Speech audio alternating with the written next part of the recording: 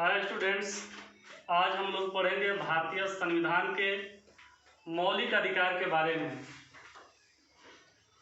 मौलिक अधिकार के बारे में हम लोग पढ़ेंगे। मौलिक अधिकार जो है ये अमेरिका के संविधान से लिया गया है। मौलिक अधिकार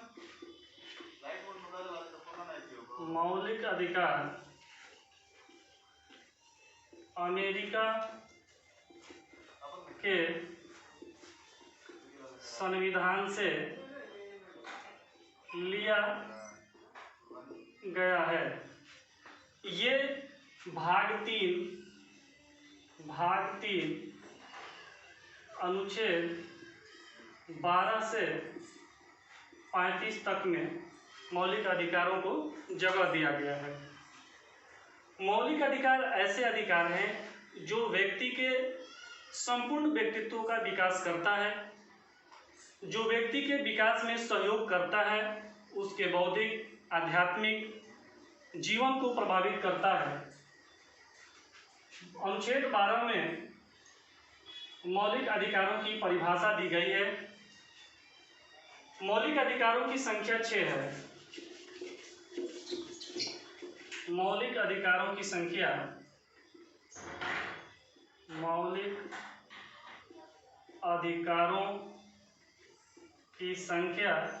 6 है, लेकिन मूल संविधान में मौलिक अधिकार की संख्या 7 थी। लेकिन 44वें संविधान संशोधन सन 1978 के तहत संपत्ति के अधिकार को इस मौलिक अधिकार की श्रेणी से बाहर कर दिया गया और भाग 12 के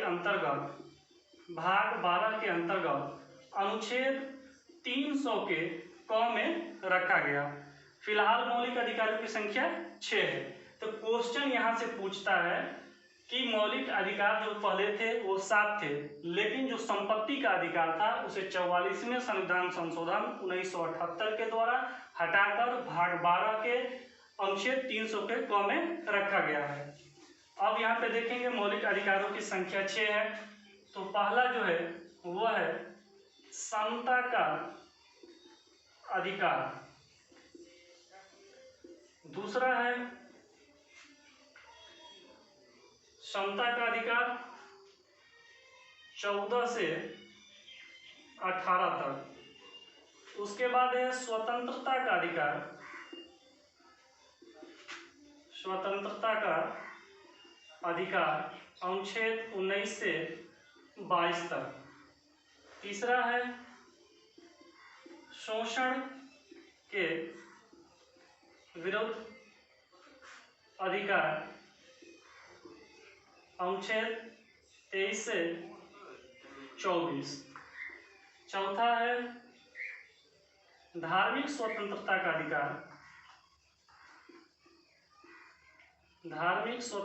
का अधिकार अनुच्छेद 25 से 28। और पांचवा है संस्कृति एवं शिक्षा का अधिकार अनुच्छेद 29 से 30। और छठा है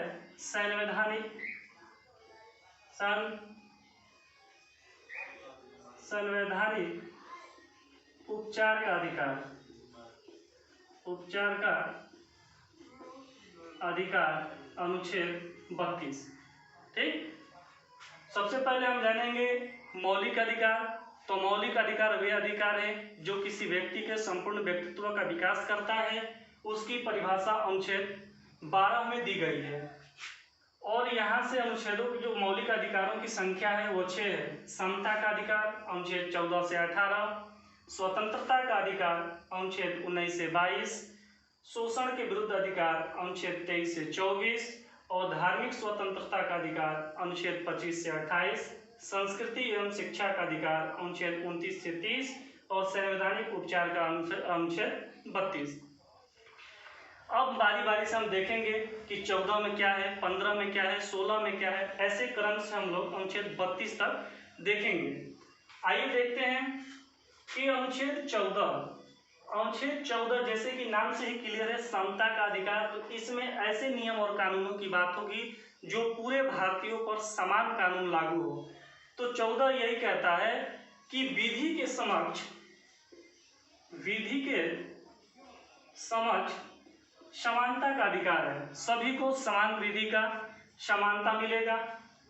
और 15 में जो है, अनुच्छेद 15 धर्म, जाति, मूल वंश, लिंग इत्यादि के आधार पर भेदभाव का अंत किया गया है। 16 में जो है, लोक नियोजन यानी सरकारी सेवाओं में सभी को समान अवसर प्रदान किया जाएगा। अब इसी में है 16 का खंड 4 है, 16 का खंड 4। इसमें जो कहा गया है बात कि OBC other backward class, OBC की परिभाषा देने के लिए ओबीसी को आरक्षण देने की बात कही गई है। तो सबसे पहले 1953 ईस्वी में ओबीसी को परिभाषित करने के लिए काका कलेलकर आयोग गठित किया गया। इस आयोग ने शैक्षणिक एवं सांस्कृतिक रूप से पिछड़े जातियों को ओबीसी में डालने का सुझाव दिया तथा इन्हें आरक्षण देने का भी प्रावधान किया, लेकिन केंद्र सरकार ने इनके सिफारिशों को मंजूर नहीं किया। उसके बाद 1978 ईस्वी में ओबीसी को समझने के लिए एक मंडल आयोग की गठन किया गया। मंडल आयोग का गठन किया गया जो कि 1980 ईस्वी में अपना रिपोर्ट या प्रतिवेदन दिए, जिसमें कहा गया था कि शैक्षणिक एवं सामाजिक रूप से पिछड़े जातियों को ओबीसी में डाला जाए और उन्हें आरक्षण का भी प्रावधान किया जाए। केंद्र सरकार ने 1990 में विश्वनाथ प्रताप सिंह की सरकार ने इसे लागू कर दिया और सरकारी सेवाओं में ओबीसी को 27% का आरक्षण दिया गया। 27% का आरक्षण दिया गया और 1993 ईस्वी में सुप्रीम कोर्ट ने इसे संविधान सम्मत करार दिया और यह भी कहा कि किसी भी परिस्थिति में आरक्षण का जो दर है वो 50% से अधिक नहीं होना चाहिए। ये 16 के खंड 4 में कही गई है। अब आते हैं अनुच्छेद 17। अनुच्छेद 17 इसमें कहा गया है कि छुआछूत एवं अस्पृश्यता का अंत किया गया है। किसी भी व्यक्ति से छुआछूत आप रखते हैं तो ये असंवैधानिक है, उसका अंत किया गया है।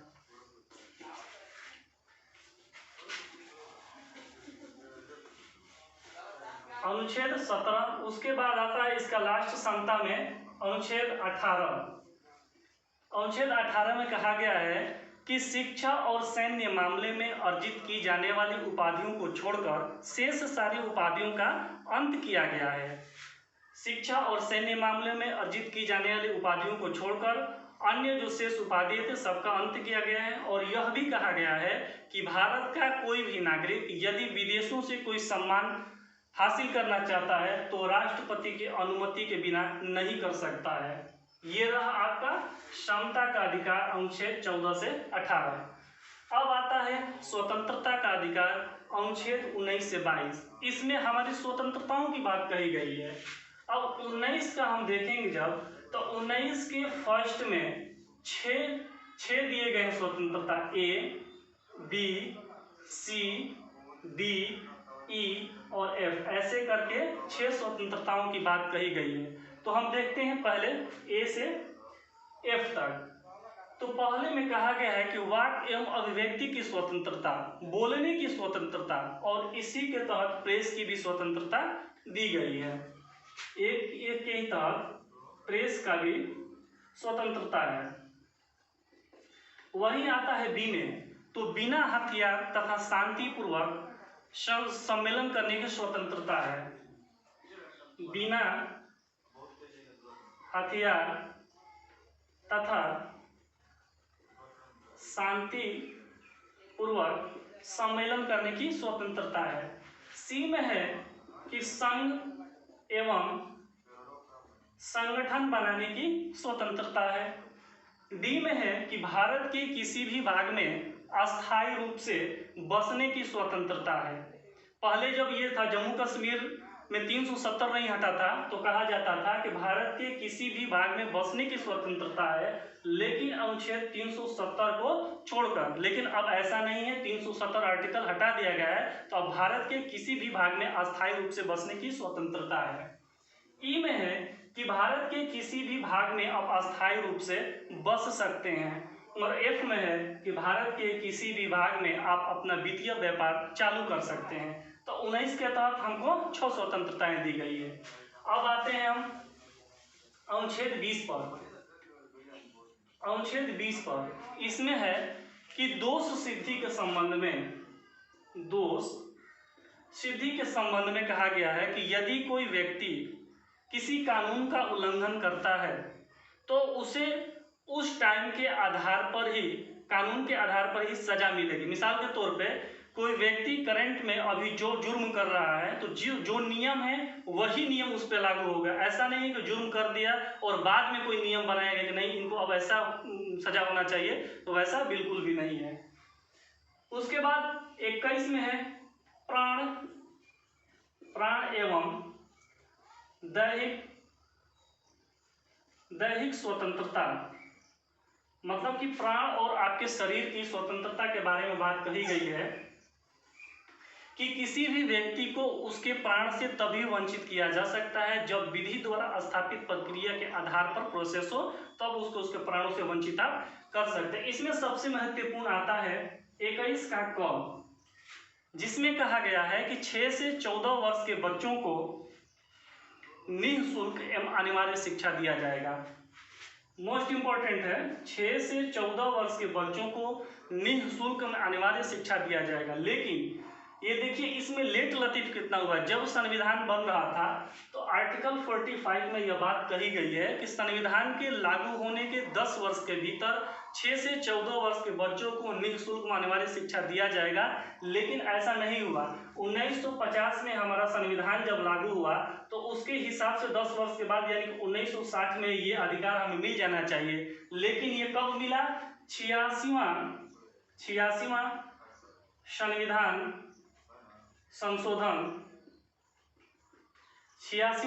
संशोधन सन 2002 के द्वारा इसे जोड़ा गया, तब भी ये लागू नहीं हुआ। लागू कब हुआ?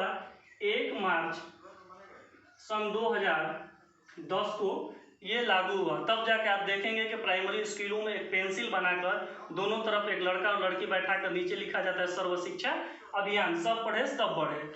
तो ये आपका 21 और 21 का मोस्ट इंपॉर्टेंट है।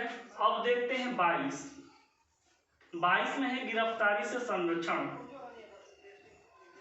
गिरफ्तारी से संरक्षण यानी कि कोई भी व्यक्ति को यदि आप गिरफ्तार करते हैं तो 24 घंटे के भीतर नजदीकी न्यायालय में प्रस्तुत करना अनिवार्य है, वो भी आने और जाने के समय को छोड़कर। और जिस व्यक्ति को गिरफ्तार किए हैं आप, उसे ये भी जानने का अधिकार है कि हम किस जुर्म में गिरफ्तार हुए हैं। ये 22 में कही गई है। अब यहाँ पे आपका स्वतंत्रता का भी अधिकार समाप्त हुआ। अब हम लोग देखेंगे कि शोषण के विरुद्ध अधिकार। नाम से ही स्पष्ट है, शोषण के विरुद्ध अधिकार यानी कि शोषण होता होगा, इसी की बात कही गई है। अनुच्छेद 23 में कहा गया है कि मानव दुर्व्यवहार तथा बाल श्रम का अंत किया गया है। मानव दुर्व्यापार तथा बाल श्रम का अंत किया। देखिए लिखावट पे उतना मत जाइएगा, लिखावट में थोड़ा फास्ट में लिख देते हैं, लेकिन जो बोल रहे हैं वो स्पष्ट आपको समझ में आएगा कि मानव दुर्व्यवहार तथा बाल श्रम का अंत किया गया है। 24 में जो है ये कहा गया है कि जो 14 वर्ष से जो कम के बच्चे हैं वो किसी भी जोखिम भरी खान अथवा कारखानों में काम नहीं करेंगे, यह असंवैधानिक करार दिया गया है। ये हो गया आपका शोषण के विरुद्ध अधिकार। अब हम लोग देखेंगे धार्मिक स्वतंत्रता का अधिकार, अनुच्छेद 25 से 28। तो अनुच्छेद 25 में कहा गया है कि अंतःकरण तथा अबाध्य रूप से अपने अपने धर्म को मानने की स्वतंत्रता है। और मोस्ट इंपॉर्टेंट जो क्वेश्चन बनता है 25 में, कहा जाता है कि सिखों को जो कृपाण धारण करने की स्वतंत्रता दी गई है इसी अनुच्छेद में दी गई है कि सिख के पास एक कृपाण होता है, यहाँ पे वो रखे रहते हैं, 6 इंच की लगभग लंबाई होती है, वो संसद में भी या कहीं पर भी वो अपना लेकर जा सकते हैं, उनको स्वतंत्रताएं दी गई है। अनुच्छेद 26 में है कि कोई भी व्यक्ति अपने धार्मिक संस्थान संगठन खोल सकता है, बना सकता है, ये बात कही गई है। और 27 में है कि धार्मिक कर न अदा करने की भी स्वतंत्रता है। देखिए 26 में आप धार्मिक संस्थान खोल सकते हैं, बच्चों को पढ़ा सकते हैं, और धार्मिक कर जो है न देने की भी यहाँ पे स्वतंत्रता दी गई है, धार्मिक टैक्स उस पर नहीं लगेगा। और यही 28 में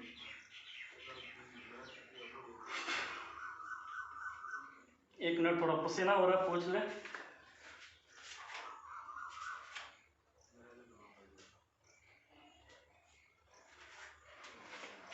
हाँ, 28 में कहा गया है कि सरकार से वित्तीय सहायता प्राप्त शिक्षण संस्थानों में आप धार्मिक शिक्षा नहीं देंगे। यदि आप सरकार से कोई वित्तीय सहायता प्राप्त कर रहे हैं तो वैसे शिक्षण संस्थानों में धार्मिक शिक्षा नहीं दी जाएगी। ये आपका धार्मिक स्वतंत्रता का अधिकार हो गया। अब हम देखेंगे यहाँ पे संस्कृति एवं शिक्षा का अधिकार 29 से 30। ये हो गया आपका 29 और ये हुआ 30। तो 29 में कहा गया है कि जिन व्यक्तियों की या जिन समुदायों की संस्कृति, भाषा या लिपि समाप्त होने वाली है वो अपनी लिपि और भाषा और संस्कृति का संरक्षण करे, इसके लिए उन्हें स्वतंत्रता दी गई है। और 30 में कहा गया है कि अल्पसंख्यक समुदाय के आधार पर यदि कोई आप शिक्षण संस्थान खोल रहे हैं तो उसके 50% स्थान ही अल्पसंख्यकों के लिए रहेगा और 50% स्थान गैर अल्पसंख्यक के लिए होगा। इसमें से 50% आप अल्पसंख्यक पढ़ेंगे, 50% गैर अल्पसंख्यक पढ़ेंगे। अब आते हैं संवैधानिक उपचार का अधिकार, अनुच्छेद 32। मोस्ट इंपॉर्टेंट है, इसे संविधान की आत्मा कहा जाता है। संविधान की आत्मा कहा जाता है। डॉक्टर भीमराव अंबेडकर ने यह बात कही है कि अनुच्छेद 32 को संविधान की आत्मा कहा जाता है। क्यों कहा जाता है कि अन्य मौलिक अधिकारों के हनन होने पर यह ठीक उसी प्रकार का उपचार करता है जिस प्रकार से एक बीमार व्यक्ति का उपचार डॉक्टर करता है। और इस अनुच्छेद 32 के तहत 5 रिट दायर किए जाते हैं जो आपको रिलीफ देंगे, जिसमें पहला है बंदी प्रतीक्षीकरण,